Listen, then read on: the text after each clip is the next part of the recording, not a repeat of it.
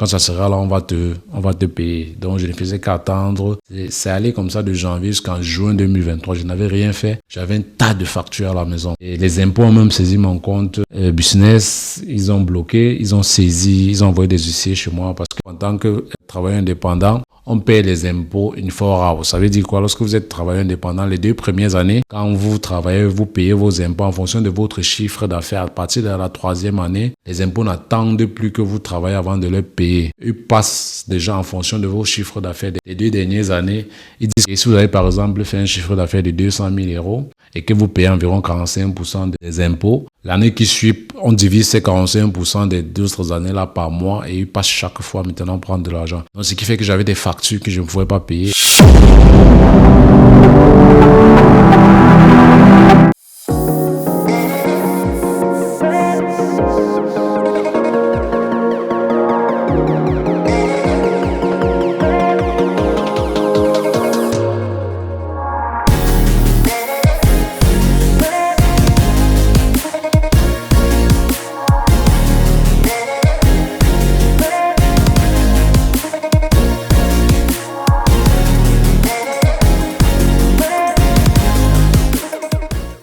Bonjour à tout le monde et bienvenue sur la chaîne CV Real Estate. Mon nom c'est Cherubin Wamba, agent immobilier et conseiller financier en Allemagne. Et sur cette chaîne, on parle d'investissement immobilier. Ça fait très longtemps qu'on n'a plus fait des vidéos. Je n'ai plus fait des vidéos sur cette chaîne en raison du fait que l'année 2023 a été une année très difficile pour moi. Ça fait presque 1 an que je n'ai plus fait des vidéos.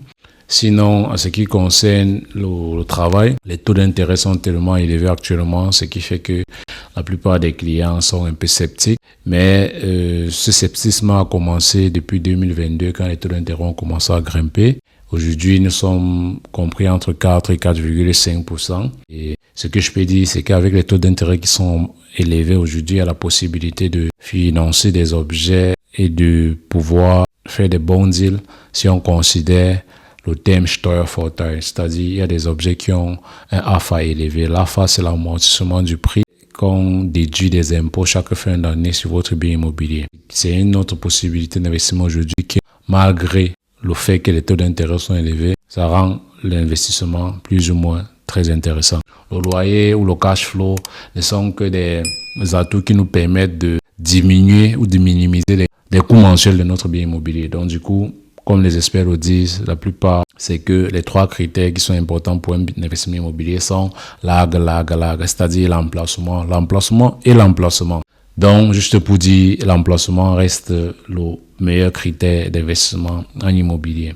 Bien que dans des grandes villes où l'emplacement ou l'économie est stable, les prix sont très élevés, il y a ce qu'on appelle en Allemagne les A, les B et les C lag, c'est-à-dire les emplacements A qui sont les grandes villes, les emplacements B qui sont des villes secondaires et les emplacements C qui sont des villes encore un peu plus loin. Et où on achète l'immobilier, je conseille généralement les emplacements B et A. Les C, ça dépend. Il y a des emplacements C qui sont intéressants en raison du fait que leur potentiel de développement est très élevé, ce qui fait qu'on peut se projeter dans 5, dans 10 ans, disant ok, cet emplacement est certes C aujourd'hui, mais dans 5 ans, il sera un emplacement B en raison des facteurs de développement qui y sont. Sinon, on conseille vraiment d'acheter les biens immobiliers dans les emplacements A ou B. Pour ce qui est donc de ma personne, comme je l'ai dit tantôt, les années antérieures, l'année passée autant pour moi, j'ai fait très peu de vidéos en raison du fait que j'ai eu tellement de problèmes. L'année 2023 a été une année très difficile pour moi, s'il faut le dire ainsi, côté affaires. Parce que je me suis séparé de l'ancien partenaire avec lequel je travaille depuis 2018 et que j'ai apporté beaucoup. Parce que 2019, 2020, 2021, je suis le meilleur vendeur dans les sociétés.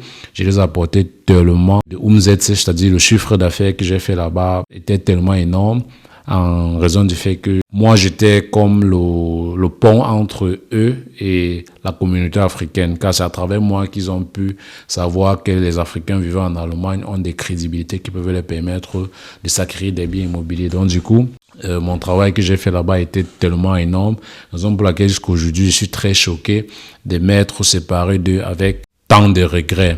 Car en 2021, je voulais quitter la société et créer la mienne, car dès le départ, vu ce qu'on fait, je les avais fait comprendre que je ne m'aimerais pas travailler ici toute ma vie, j'aimerais qu'on fasse notre bout de chemin, mais à un moment donné, je partirais créer ma propre entreprise, ce qui est tout à fait normal. Et pour eux, c'était pas un problème, mais au moment venu, quand j'ai voulu partir, et c'est où j'ai compris que pour eux, j'étais leur propriété et partir pour eux, c'était que je devenais leur concurrent. Et ils m'ont vraiment créé beaucoup d'ennuis.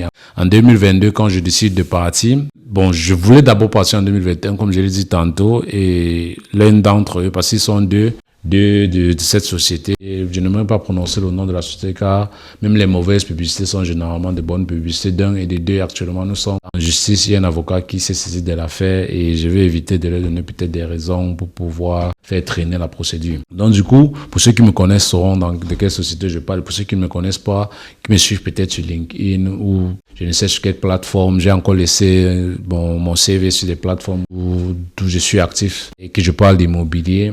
On peut voir de quelle société il s'agit.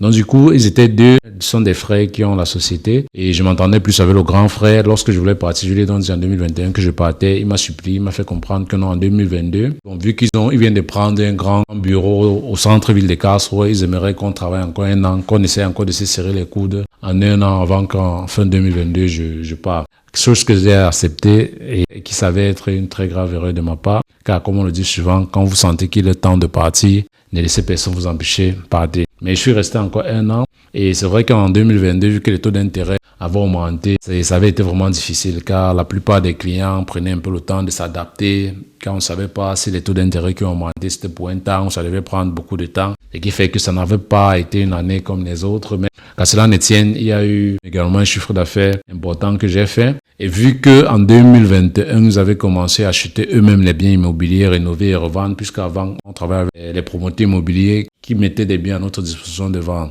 Mais à partir de fin 2021, la société, avec les chiffres d'affaires qu'ils ont fait, ils ont aussi commencé eux-mêmes à pouvoir acheter des grands projets, à rénover et à vendre. Donc du coup, en 2022, ils ont investi dans plusieurs biens et malheureusement, la période de les taux d'intérêt ont grimpé, ce qui fait que c'était difficile de revendre. Donc, au côté liquidité, c'était déjà un problème chez eux. Puis, je suis vendeur indépendant dans l'entreprise. Je ne travaillais pas là-bas comme salarié. Donc, je ne recevais que ce que je faisais. Donc, en 2022, lorsqu'on s'assoit donc pour vraiment discuter de la séparation, tout est bien, tout est nickel, il n'y a pas de problème. Et j'ai établi dans les dernières factures de l'année 2022, puisque je parle de décembre 2022, lorsqu'on s'assoit, j'établis donc les factures, je les donne pour qu'ils me payent. Et étant donné que je voulais créer ma propre structure, vous savez, pour créer la structure, une GmbH en Allemagne, on a besoin de 25 000 € dans le compte business, dans le compte de la société. Donc, du coup, ils savaient que s'ils me versaient tout l'argent qu'ils me devaient, ça devait me permettre de m'établir directement sans difficulté. Ils ont donc commencé à traîner.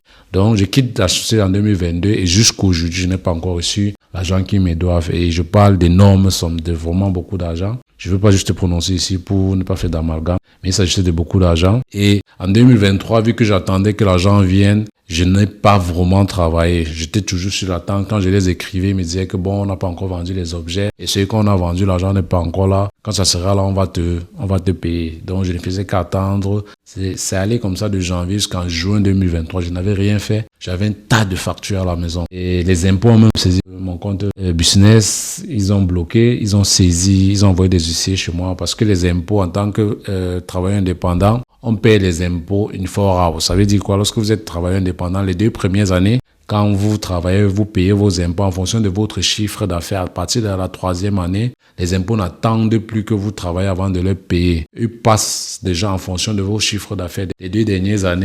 Ils disent que si vous avez par exemple fait un chiffre d'affaires de 200 000 € et que vous payez environ 45% des impôts, l'année qui suit, on divise ces 45% des 2 autres années-là par mois et ils passent chaque fois maintenant prendre de l'argent. Donc, ce qui fait que j'avais des factures que je ne pouvais pas payer. Et en 2022, là, j'ai également acheté 2 biens à travers ces sociétés. Il y avait également des factures, les frais supplémentaires, les frais de notaire, les frais du cadastre, les frais des impôts qu'il fallait également payer. Bref, j'avais d'énormes sommes des impôts qu'il fallait payer. Or, l'argent n'était pas encore là. Ce qui fait que les impôts étaient obligés de saisir mes comptes à un moment donné. Ils sont venus à la maison, ils ont saisi quelques biens importants que j'avais, c'est-à-dire ma montre, la voiture. Ils voulaient également saisir. Dieu merci, en ce moment, la voiture, c'était un leasing.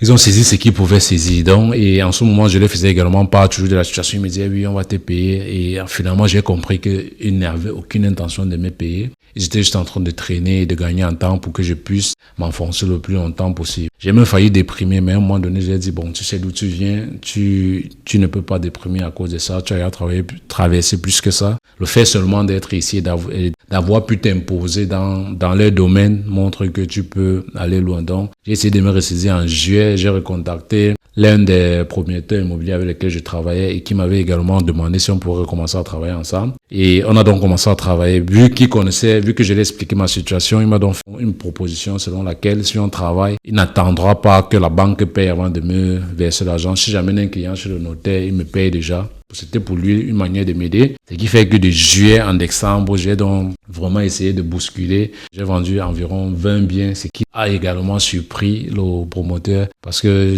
les gens qui ont commencé depuis le début de l'année avant chez lui n'avaient pas atteint ce niveau de vente.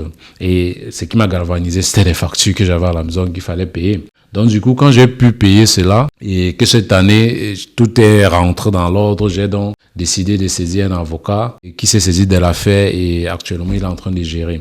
Et je voulais donc faire juste un résumé pour vous expliquer pourquoi est-ce que jusqu'à présent, je n'avais pas fait de vidéos. Mais désormais, chaque semaine, on va essayer, comme d'habitude, de faire des vidéos de 5, maximum 10 minutes pour éviter qu'elles soient très longues. Peut-être, ça va dépendre du sujet que je prends pour expliquer. Mais je ferai vraiment l'effort de raccourcir des vidéos que j'ai faites pour pouvoir vous égayer, pour pouvoir vous apporter, comme je l'ai dit tantôt, l'expérience, les connaissances qui vous permettront de bâtir votre patrimoine immobilier solide. Et dans les objets que j'ai, la plupart des objets que j'ai à 95%, il y a déjà des frais supplémentaires qui sont inclus dans le prix. Ça veut dire chez moi, le client n'injecte pas l'apport personnel que les banques demandent généralement. Il doit juste prouver qu'il a cela. Et pour prouver qu'il a cela, généralement, il y a une façon de jongler si bien que le client puisse avoir ça sur le compte. Juste pour vous dire que c'est également possible. Sur la prochaine vidéo, je parlerai donc de ces deux formes d'investissement. Un investissement sans apport personnel et un investissement avec un apport personnel. C'est-à-dire, quel est l'avantage d'investir et que la banque finance la totalité des charges et quel est l'avantage ou l'inconvénient d'investir en apportant cet apport personnel si on l'a, parce que la plupart des personnes n'ont pas. Donc, c'est ce qu'on développera dans la prochaine vidéo. Pour ne pas être très long, j'arrête à ce niveau car je voulais juste vous expliquer pourquoi est-ce que depuis longtemps, je n'ai pas fait de vidéos jusqu'à présent. Donc, c'était donc Cherubin Wamba pour vous aider, vous encourager à apprendre, à comprendre et à entreprendre dans l'immobilier. On se voit dans la prochaine vidéo. Ciao. We'll be right back.